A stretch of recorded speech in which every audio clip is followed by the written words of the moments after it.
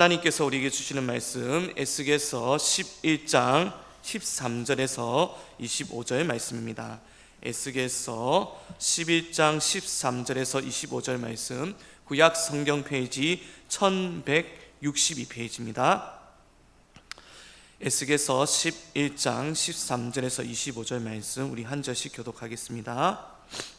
이에 내가 예언할 때 분하야의 아들 블랴다가 죽기로 내가 엎드려 큰 소리로 부르짖어 이르되 오호라 주 여호와여 이스라엘의 남은 자를 다 멸절하고자 하시나이까 하니라.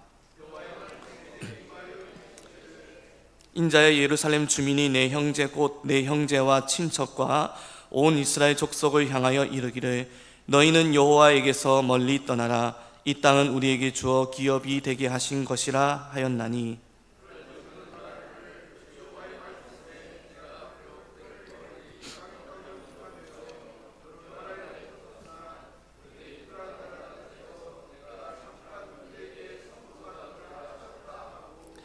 너는 또 말하기를 주 여호와의 말씀에 내가 너희를 만민 가운데에서 모으며 너희를 흩은 여러 나라 가운데에서 모아내고 이스라엘 땅을 너희에게 주리라 하셨다 하라.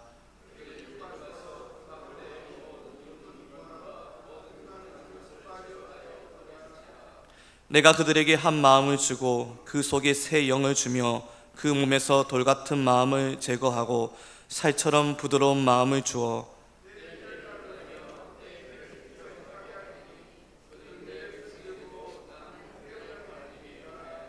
그러나 미운 것과 가증한 것을 마음으로 따르는 자는 내가 그 행위대로 그 머리에 갚으리라. 나 주 여호와의 말이니라.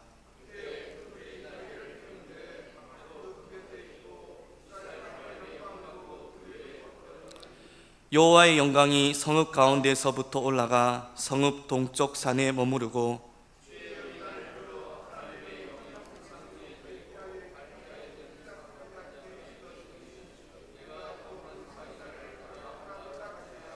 다 함께 읽겠습니다.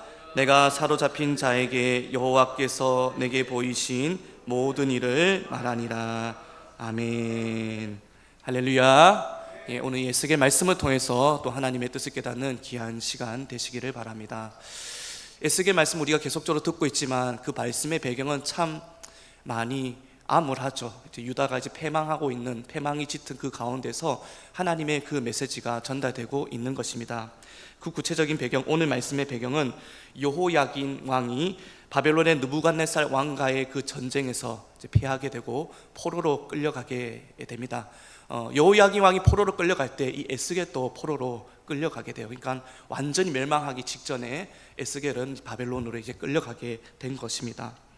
그렇게 여호야긴 왕이 포로로 끌려가고 그의 삼촌이었던 시드기야 왕, 마지막 왕이죠. 시드기야를 꼭두각시 왕으로 세우고 6년의 세월이 지났을 때의 일입니다.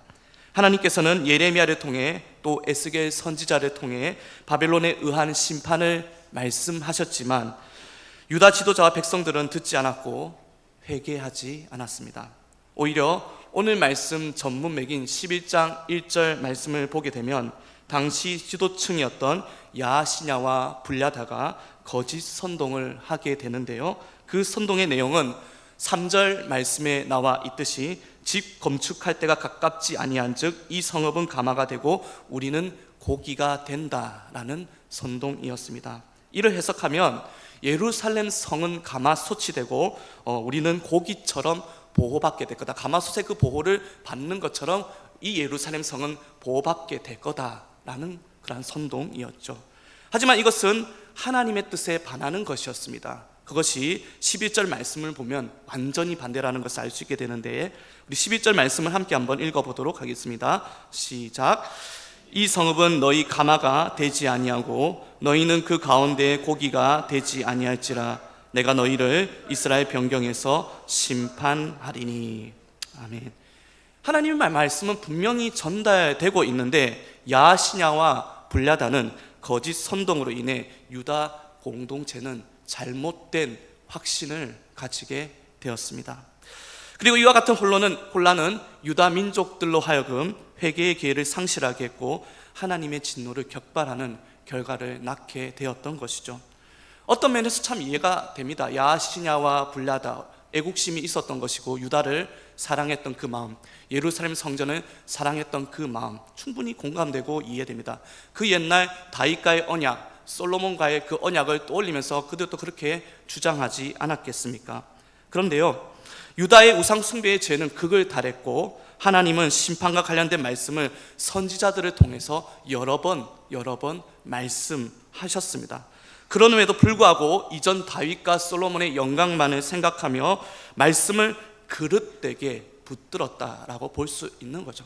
이것은 우리가 말씀을 적용하는 지점에 있어서도 유의해야 할 부분이라고 할 수가 있겠습니다. 하나님 말씀을 잘 적용해야 하는 거죠. 말씀을 기준으로 우리 자신을 잘 성찰하지 못하면 똑같이 말씀을 보더라도 잘못 적용하게 될 것이고 스스로를 기만하고 속일 수가 있게 되는 것입니다. 스스로만 속이는 것이 아니라 공동체를 위험에 빠뜨릴 수도 있는 것이죠. 야시냐와 불라다가 그와 같은 행위를 했던 것이었습니다. 이는 지도자에 속할수록 더더욱 그러한 것이죠. 오늘 말씀에 나오는 야시냐 불라다가 그랬습니다. 결국 하나님께서 거짓 선동을 한 불라다에게 어떤 일을 행하셨습니까? 우리가 처음 읽었던 13절 말씀을 보게 되면 하나님께서는 거짓 선동을 한 이 불라다에게 에스겔을 통해 하나님의 말씀이 불라다에게 들려질 때에 즉각적인 죽임을 당하는 일이 일어나게 되었던 것이죠. 하나님께서는 알고 계시고 보고 계신다라는 것입니다. 그래서 우리는 하나님을 두려워해야 하는 것이고 하나님을 경외해 나가야 하는 것입니다. 그럼에도 불구하고 예루살렘 주민들은 정신을 차리지 못합니다. 15절 말씀 보면 어떻습니까? 우리 한번 함께 읽어보도록 하겠습니다. 시작. 인자야, 예루살렘 주민이 내 형제 곧 내 형제와 친척과 온 이스라엘 족속을 향하여 이르기를 너희는 여호와에게서 멀리 떠나라. 이 땅은 우리에게 주어 기업이 되게 하신 것이라 하였나니. 아멘. 지금 예루살렘 주민은 바벨론 포로로 잡혀간 이들에게 이렇게 말하고 있는 것이죠. 너희는 여호와에게서 멀리 떠나라. 여호와에게서 멀리 떠나라는 말은 무엇을 말해준 거예요? 예루살렘 성이 여호와가 임재하는 곳이라 그들은 믿었잖아요. 예루살렘 성에서 떠나라, 멀리 떠나라. 이 땅은 우리에게 주어 기업이 되게 하신 것이다. 예루살렘에 남은 자는 하나님께서 기업 주신 것이다 라고 그렇게 말하고 있는 것입니다. 여러분, 이게 무슨 말입니까? 쉽게 말하면 너희는 저주를 받아서 바벨론 포로로 끌려가는 거다. 우리는 복을 받아서 예루살렘 성전에 남아있는 거다라는 말을 하고 있는 거죠. 오히려 우리는 하나님의 축복을 받아서 예루살렘에 남아있고 이곳은 우리의 기업이 되었다라는 거죠. 근데 그 당시 하나님의 뜻이 무엇입니까? 바벨론에게 항복하는 것이 하나님의 뜻이었고 그렇게 나아가는 것이, 그렇게 끌려가는 것이 하나님의 뜻이다라고 예레미야와 에스겔 선지자를 통해서 여러 번 말씀하셨잖아요. 영적 교만에 빠진 신앙이 어디까지 가는지를 잘 보여주는 대목이다라고 할 수가 있겠습니다. 하나님께서 에스겔에 이에 관해 뭐라고 말씀하십니까? 16절 말씀을 함께 한번 읽어보도록 하겠습니다. 시작. 그런즉 너는 말하기를 주 여호와의 말씀에 내가 비록 그들을 멀리 이방인 가운데로 쫓아내어 여러 나라에 흩었으나 그들이 도달한 나라들에서 내가 잠깐 그들에게 성소가 되리라 하셨다 하고. 우리 하나님의 말씀은 어떻게 임하고 있습니까? 17절, 16절 말씀은 완전히 반전을 이루는 거죠. 예루살렘에 있는 것이 복이 아니라 오히려 포로로 끌려가는 것이 복이 될 것을 16절 말씀을 통해서 말씀해 주고 있는데요. 하나님께서는 오히려 이방인 가운데로 쫓아내어 여러 나라에 흩어진 그 백성들, 즉 바벨론 포로가 된 이들에게 뭐라고 말씀하고 있습니까? 직접 성소가 되어주겠다라고 그렇게 말씀하고 있는 거죠. 예루살렘 성전에 임재하는 것이 아니라 흩어진 자들에게 내가 직접 성소가 되어주겠다라고 그렇게 약속하고 있는 것입니다. 여기서 성소라는 개념은 건물 성소가 아니라 하나님의 뜻을 따라가는 택한 백성들 가운데 임재하시고 다스리신다라는 것을 말씀해 주고 있는 거죠. 건물이 중요한 것이 아니라 하나님의 뜻을 따르느냐 따르지 않느냐, 그 백성들이 그와 같으냐, 이게 중요하다라는 것을 하나님께서는 에스겔을 통해서 말씀해 주고 있는 것입니다. 그러면서 16절 하반절에서 잠깐 그들에게 성소가 되리라 라고 말씀을 하셨는데요, 이것은 바벨론 포로 생활이 무한정이 아닌 유한한 기간임을 분명히 말씀해 주고 있는 것입니다. 그리고 하나님께서 17절에서 어떤 말씀을 주고 계십니까? 함께 한번 읽어보도록 하겠습니다. 시작. 내가 너희를 만민 가운데서 모으며 너희를 흩은 여러 나라 가운데서 모아내고 이스라엘 땅을 너희에게 주리라 하셨다 하라. 아멘. 흩은 여러 나라 가운데서 모아내시고 이스라엘 땅을 너희에게 주리라. 이것이 무슨 말입니까? 다시 하나님께서 예루살렘으로 돌아오게 하겠다라는 것을 약속해 주고 있는 것이죠. 그 땅을 다시 회복해 주겠다라고 말씀하고 있는 것입니다. 이것은 이후 페르시아의 고레스 왕 때에 그 포로들이 예루살렘 성으로 귀환함을 통해서 에스라와 느헤미야를 통하여서 스룹바벨 성전이 건축되고 성벽이 건축됨을 통하여서 하나님의 말씀이 이루어지는 것을 우리는 볼 수가 있는 것이죠.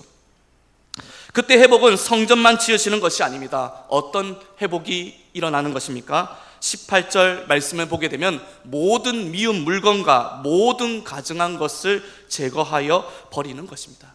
진짜 회복은 성전이 건축되는 것도 물론 있겠지만, 외면적으로는 그게 있겠지만 내면적으로는 무엇이 있는 거예요? 모든 우상 숭배를 제거하는 것, 그것이 참 회복이다라는 것을 말씀해 주고 있는 것입니다. 이것이 본질적인 회복이고요, 죄가 제거되는 것입니다.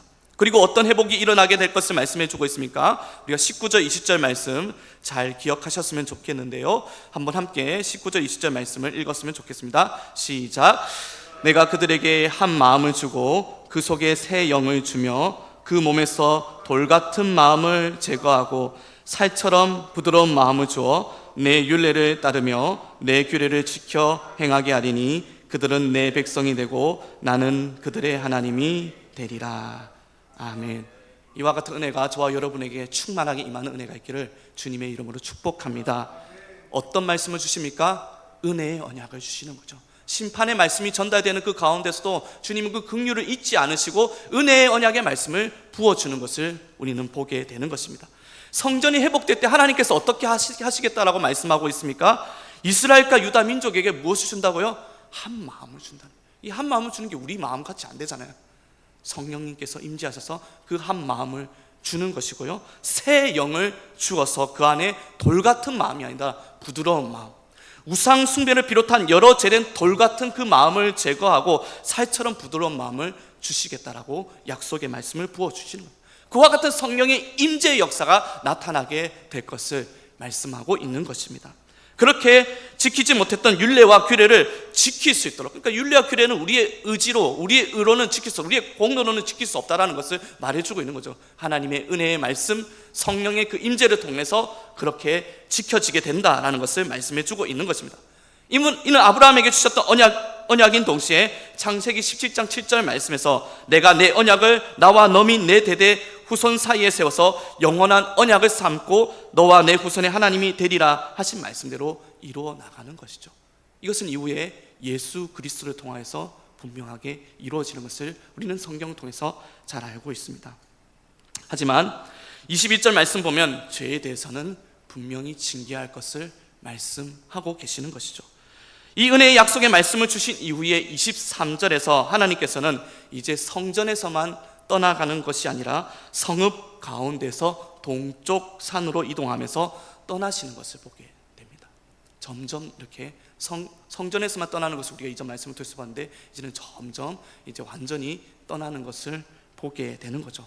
이건 뭘 말해줍니까? 떠나기 싫지만 죄로 인해 서서히 떠날 수밖에 없는 안타까운 하나님의 그 마음이 오늘 말씀에 담겨 있는 것을 보게 되는 거죠. 죄와 하나님과는 함께 거할 수 없다라는 것을 우리는 이 말씀을 통해서 분명히 기억해야 할 것입니다. 그리고 에스겔 선지자는 자신이 두 번째로 본 그 환상 그대로 자신과 잡혀 포로로 잡혀온 이스라엘 백성들에게 이와 같은 말씀을 그대로 전달하는 것이죠. 이 말을 들은 에스겔과 포로민들의 마음은 어떠했을까요?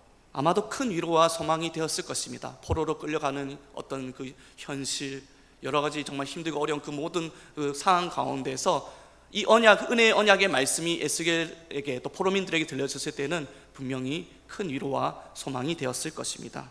이 지점에서 저는 이 복음 가사가 떠오르더라고요. 약할 때 강함 대신에 나의 보배가 되신 주 나의 모든 것. 죄로 인하여서 우리가 약해지고 부족한 모습을 보였지만 그 강함 대신에 하나님께서 은혜의 언약으로 채워주시는 것, 주님만이 나의 모든 것입니다. 그 고백을 하게 되는 것이죠. 주 안에 있는 보물을 나는 포기할 수 없네. 주 나의 모든 것. 예수 어린 양 존귀한 이름, 예수 어린 양 존귀한 그 이름. 찬양할 수밖에 없을 것입니다. 주 안에서 사랑하는 여러분, 오늘 하나님께서는 저와 여러분에게 이와 같은 언약의 은혜의 언약을 부어주시면서 자기 중심성을 가진 우상 숭배의 죄에 대해서 회개할 것을 말씀하고 계십니다. 심판 중에도 긍휼을 잊지 않으시는 그 하나님 앞에 우리의 마음이 완고해지지 않고 성령 안에서 진정 한 마음이 되고 새 영이 부어지고 돌같은 마음이 아니라 살같이 부드러운 마음으로 변화되어지는 그 역사가 저와 여러분에게 또 우리 연세 공동체에게 임하는 은혜가 있기를 주님의 이름으로 축복합니다. 우리 함께 기도하며